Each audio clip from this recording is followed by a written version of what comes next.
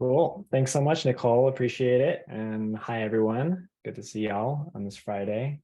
Yeah, as Nicole said, I'm a designer at A-Flight, and right now my latest area of focus is design research, thinking about methodologies and collaboration in order to design some systems and platform at a sort of platform and product level. So this talk is going to look a little bit different from maybe what you're used to in presentations that follow a clear and singular flow of information. I'm going to walk us through a sort of abstract garden of information and stories that's designed to get you thinking about the spaces in between, to allow you to sort of daydream and connect dots that might only exist in the context that you are experiencing day to day.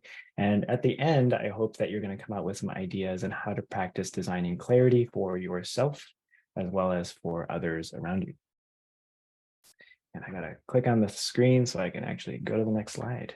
Okay, so yeah, so I'm gonna touch on some fun stuff. I drew from my own personal history. I'm gonna talk a little bit about some art theory, talk about some language science, and then finally I'm gonna connect it all together with some design practices as it pertains to turning information into knowledge, right? So the abstract.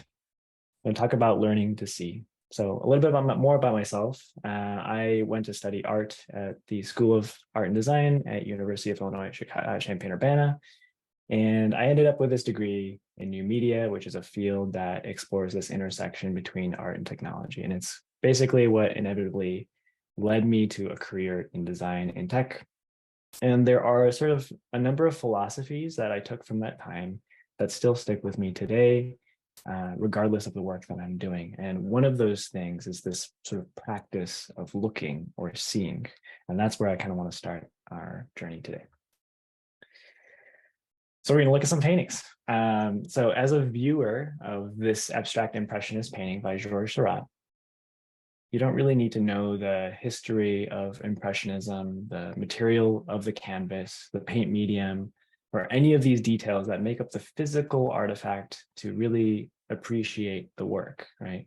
What matters to you as a viewer is that your interpretation of the visual information presented to you and a certain amount of empathy that you have to engage with to put yourself in the artist's shoes or the context of this work itself, and to sort of feel your way into understanding the intention of the work and how it makes you feel. I'm going to pause in between these paintings for just a brief moment to give some time with them.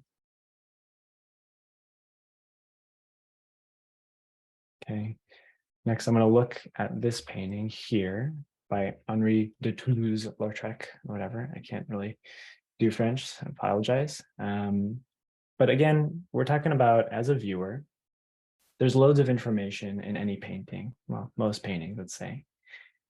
And there's also a lot of stuff that's missing as well. So when we experience information, this is almost always the case. It's inherently impossible to communicate the entirety of a thing. And in representational painting, which this is always the case. So if you take a look at this sort of texture on the blue coat in this front subject, right? There's some details showing the folds of the fabric and maybe some of the stress that the body puts on the textile itself. But there's not really enough detail to put a microscope up to it and say, oh yeah, that's cotton or that's wool or whatever. And art historians might know that context from knowing that in 1982, the common textiles were X, Y, and Z or whatever. But for you as a viewer, that's just might not be as important as the emotions in the faces, or noticing the weird thing that's on that lady's head, or wondering what's in those cups, right? You can kind of allow yourself as a viewer to sort of explore what you're interested in. And so you have this sort of like ultimate agency in this communicative medium, because you are at least 50% of this communication experience. Here's a piece by Van Gogh. And I picked Impressionism as a theme through these paintings because it's a great example of where artists begin to really pick and choose what details are important to convey, right? There's not a lot of detail in some areas. Like the sky itself is pretty broad strokes. These weird mounds of, I don't know, haystacks. I don't really know what those are, but they're fairly abstract as well. And what this means as a person who is drawing or painting something, right? There is this sort of common tip to draw shapes, not things. And we're trying to put down these sort of major blocks of shapes and textures in order to create an interesting composition to accomplish the key task of basically telling an interesting story. The person in this image, for example, isn't really highly detailed and is actually, it's super small if you kind of think about it, like this front, this forward in the image, they're basically a miniature person, right? But it doesn't really matter so much, is that this person, this character of a person creates a sort of balancing point to provide scale and balance to the rest of the image and an interest to an otherwise pretty evenly textured grassy area. You can perhaps even see yourself in that person's shoes too, allowing you to engage further into the painting. So all this is really great as an active viewer of information, but we're going to take a step now and we're going to zoom out, right? So some information can have a really great meaning at a very high level of detail, and to some others, it's background information that shapes an overall experience. And as communicators, we have to create that balance between noise and signal. Thus, we enter this sort of chapter 2, talking about the medium of communication, the vessel itself. So there's this coined phrase by the Canadian communication theorist Marshall McLuhan. It's one of my favorite books. Is The Medium is the Massage, which is just these books that talk about how the communication medium itself plays a critical role in the communication, just as much as what is being communicated, right? So like these paintings in our last examples, they are enabled by these physical canvases, but we experienced it very differently today in this presentation format. Those borders cropped off, and this experience changes completely, right? When you think about experiencing those paintings in a museum, in person, and in context of other paintings that are existing in that space, which makes me inherently a participant in that activity of conveying the message that is within those paintings because of how I use them. So there's a sort of interesting experience that I've had growing up as a Japanese American and as a bilingual person. And this difference between Japanese and English communication. And there's this attribute that anthropologists put on cultures and languages called high context and low context. I like to say that they're high context and low context dependent cultures, and you'll see in just a second why. Basically, when they're talking about these cultures, the degree of detail in a sentence provided changes depending on the culture and the grammatical rules of that language itself. So I'm going to give you an example. There's these sort of two similar phrases in Japanese that I just came up with in my head, because there's plenty of examples, but it's hard to be very specific.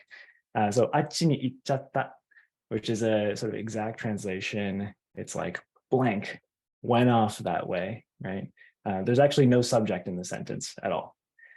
In a low context example, maybe in English, you might say the dog walked off that way and I haven't seen them since, right? There's a little bit more explicitness provided in that sentence itself, but because of, say, a high context environment that Japanese language and Japanese culture tends to be in, there's a lot of previous knowledge that is depended on in order to construct a sentence. And so when you construct that sentence, you don't need a subject.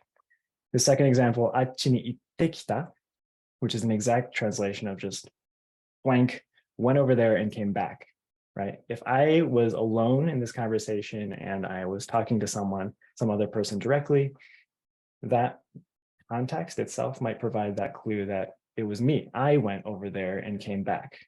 But if previously we were just talking about a dog that's standing next to me, I might actually be talking about the dog. So that there's like this reliance on that sort of context of the environment to provide that clue and how we structure our sentences. So here's this little diagram that I found about low context cultures. I'll take a sip of my water for a second. That provides a sort of explanation of here are some low context dominant cultures, right? US, UK, Australia, Canada, like most of these are English speaking in this list. Basically, like, right, in English, a lot of the times we do use explicit language. We use direct communication, we value individualism, it's rational and formal. While in high context cultures, it might be more implicit. There might be nuance and indirect communication. And it might prioritize collectivism. That's like a deeper anthropological detail that we don't need to get into right now. But yeah, it relays information with relational information. So here's another example. In directions. In Japanese, you might use relative cues. You might rely on previous knowledge of the area, right? 2 streets over, I might not even say I'm going north, right? That's just implied in the sentence. You want to turn right, and before the bridge, turn left. In English, you might use more explicit street names. You'll use landmarks, use cardinal directions. If you head south on Kedville, right by the jewels, you'll turn right, right? That's a very Chicago example, I'm sorry. In both these high context examples, might be using hand gestures like I am all the time because that's just how I talk, right? And so here's yet another example. So if you are a silly person like me, I look at this emoji and I think, oh yeah, it's a spicy meatball, right? Which is a very silly way of looking at this emoji. And there's depending on the sort of culture and context that I experience and grow up in. In Italian, what it actually means is, what do you want? In K-pop fandoms, it apparently means I love you. And in the Israeli, Nigerian, West Asian, and African cultures, you might use it as a bickering agent. And so I think it's really incredible to think about the complexity and memorability of communication when that information becomes this physical thing. So we hold information in our bodies in a way that I think we tend to ignore in this digital environment. We have this sort of digital work where we sit for too many hours every single day looking at a screen. And then there's this other thing, other pressure in our life, or maybe it's a desire to sort of go exercise, go outside, do something, right? But I think there is this sort of like missing bridge in participating in knowledge building through some intermediate method. Some people install standing desks like I have here. Some people install treadmills. And I think that's all good, but I think we're still figuring it out. We're still like little baby space monkeys trying to figure out how to do this and do it well. So when we zoom back in from this sort of international language scale of knowing and learning how to communicate, we might think about how this shows up in our work, right? So I question, like, how effective are we in, for example, trying to decipher microservices in this sort of environment, or agreeing on who owns what problems you're trying to solve, what UI makes the most sense for this situation, right? I think that like half of our time as people working in design and technology is just floating around in some amount of ambiguity and figuring out the best ways to come to an agreement with each other, or at least having some sort of shared understanding of the problems that we're trying to solve. But are our systems like Zoom or Slack for that matter, are they optimized for our benefit? And I love working from home as much as anyone. So I'm literally not saying that we need to go work in an office together, because that wasn't always effective either. But I think there are likely solutions that we haven't fully explored yet that could enable better collaboration and culture building that make for more effective clarity building, right? So chapter 3, I realize I'm going through this pretty quickly. I'm going to talk a little bit more about the practice. What does it mean to design clarity? What does it mean to do it together? And how do we take sort of what we just discussed to inform our philosophy in how we approach this practice? So I want to take a second to have us sort of visualize the last time you gained clarity on something. Was it something that you thought was really confusing until you got to the answer you needed to move forward, right? Did you find it on your own? Did you ask someone for help? Was it a spontaneous discovery? Did you actually know the question before you discovered the answer? Or were you able to convey this information to the rest of the team? Here's some examples. Maybe it's a simple question that you had that had actually a really, really long answer that you didn't know that you wanted, but at the end of the day kind of helped. It's like, oh, can you explain this thing? It's like, oh, actually it's connected to this thing. And to understand that, you're going to need to know about this thing and this other thing. And it leads down in a little rabbit hole. Was it a random discovery that you found, say, in a Google Doc somewhere that helped you frame a loose understanding into a tighter understanding? Was it a loose understanding with a really, really poorly framed question, which is my typical way of asking question is just very poorly framed, that gets interpreted into the right question, right? So like, are people meeting you in the middle with that question? And finally, are you asking questions that essentially lead to more questions, which I think this is probably mostly the case with most questions, right? These are all sort of different ways in which we try to gain clarity, and the answers that we get and can be fairly ambiguous, right?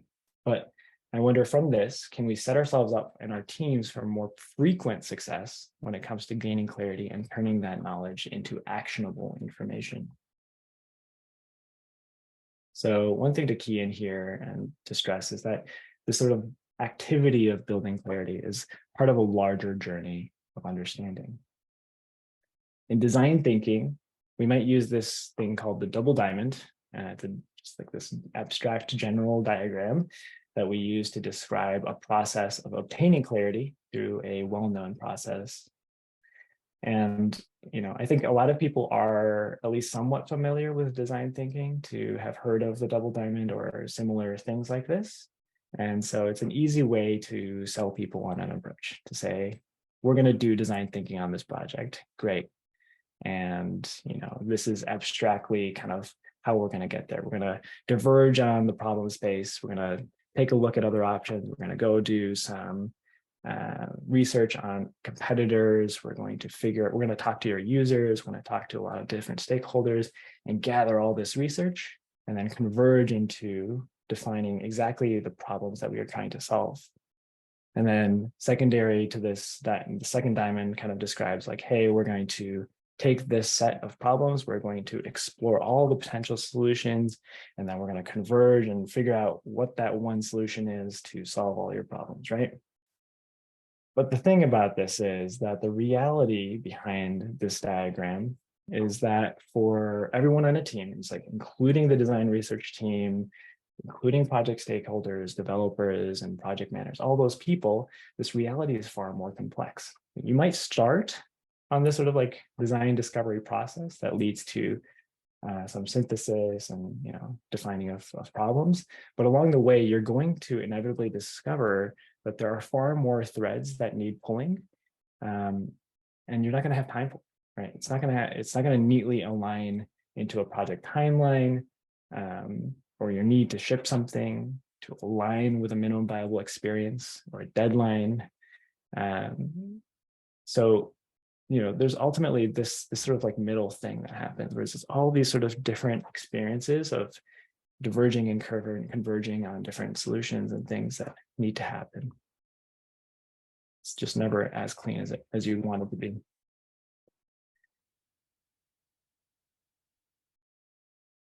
Okay, so this is ultimately because messes are made out of information and people, right?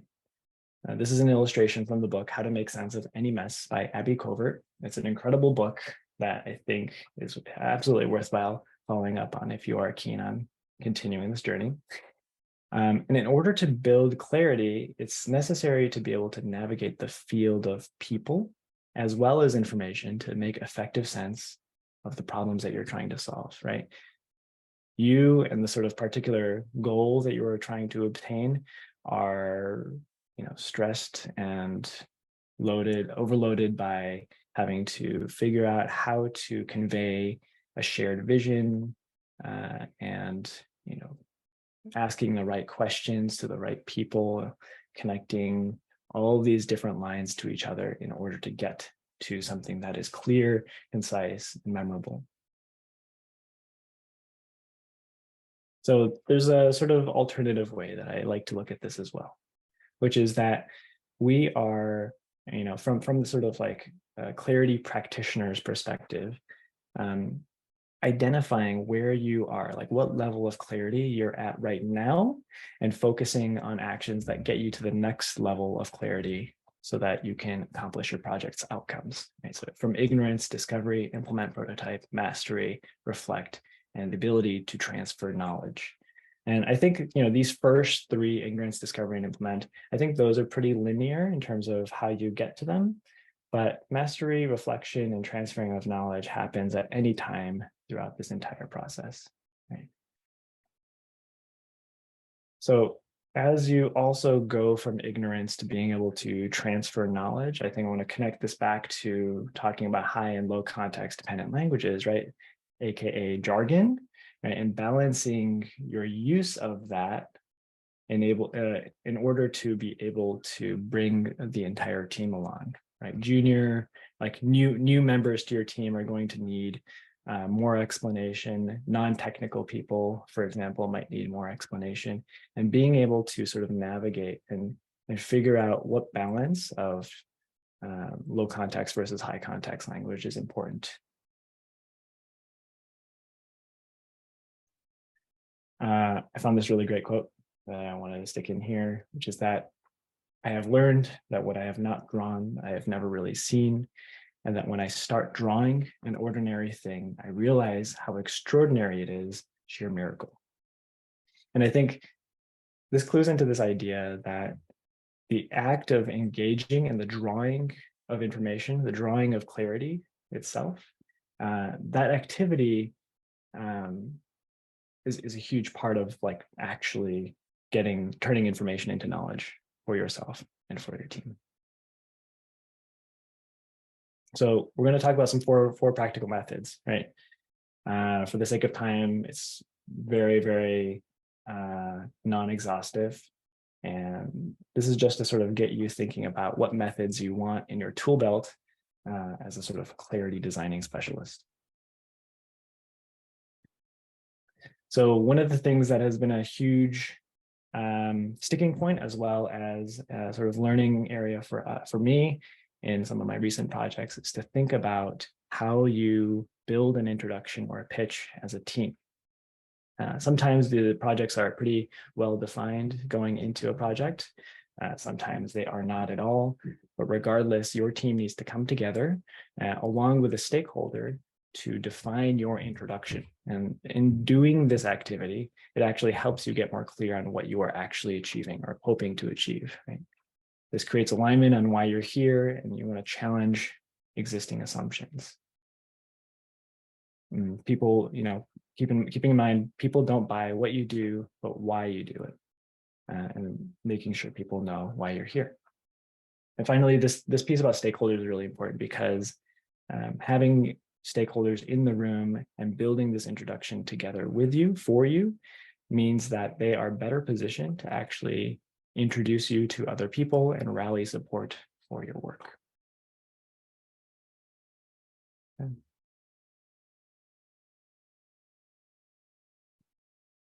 Back to sort of this idea around physicality and converging, I think there is a time and place for converging physically in a space. Right? Not all teams or organizations can support this because they are way too remote, or there's just like not enough money to fly everyone to the same place or whatever. But I think there are still some really key benefits to doing this activity, maybe at a few milestones within your project, maybe at the beginning, maybe in the middle, maybe towards the end. Figuring out that sort of like balance of when to meet, I think, is a critical piece of a successful team. I think humans are really great at adapting to these remote work environments.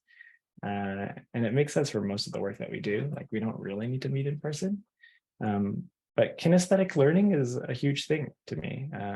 This little piece has always been missing in my work. And I think I get really frustrated when I can't physically, think through a problem in a space.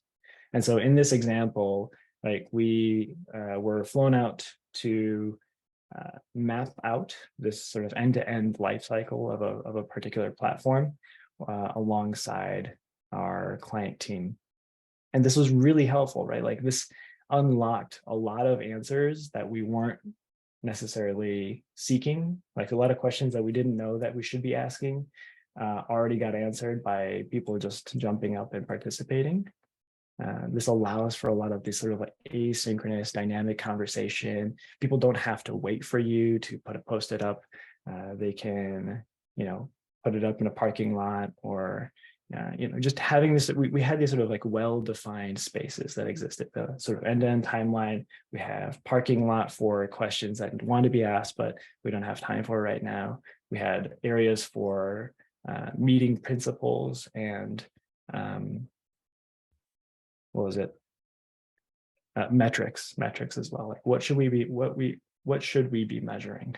And having people to kind of come up and asynchronously participate in that way was really nice because we just literally don't have enough time to talk to every single person individually.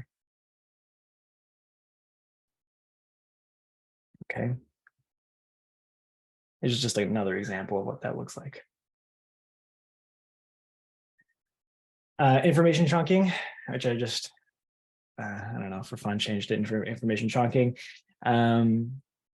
is a sort of practice that I like to do in my FigJam documents. I think this is a pretty familiar methodology for a lot of designers, but I think it is useful for a lot of people in Miro and in FigJam or any diagramming tool of your choice. That infinite canvas can be a really nice place to continuously update and drop thoughts and notes from meetings and conversations, and then take the time to actually synthesize, bring clusters of information together and create islands of information that are grouped by relation. So as you can see, I've got my interview planning section island over here, got interview notes, got design reviews and stuff that I typically walk through during meetings, my synthesis, defining problems, and design studies, like sort of exploring and sketching out the problem space using a variety of methodologies. And you can see here JTBD, which means jobs to be done,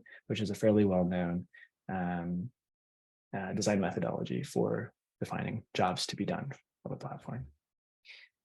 And this can be really highly collaborative, right? Like it does require a little bit of onboarding for people who are not familiar with this kind of platform. And it gets, people have to be somewhat comfortable with being ambiguous, floating in that ambiguous space with you. But when you bring those people along on this journey with you, it can be highly rewarding and you can, can discover stuff together. This is a really easy space to bring up in a meeting because it's very low pressure and very sketchy, which is good.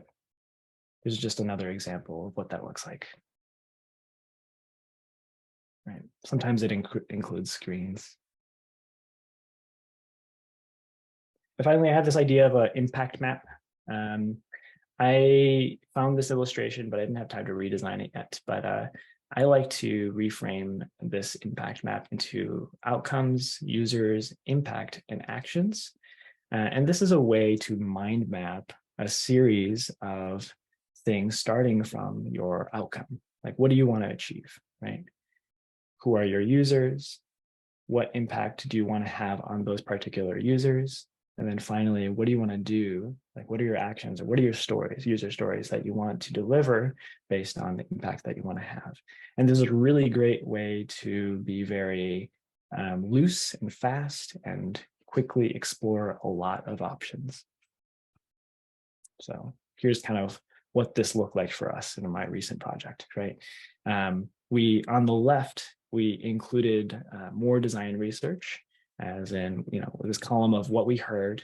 Here are some insights that we had. We brought that all together into a single problem statement and then connected that to 3 or 4 principles, like design principles that we wanted to follow, turn that into initiatives that follow those principles, and then brainstormed a boatload of solutions that we ended up deleting, but, like combining in different ways to figure out what was appropriate.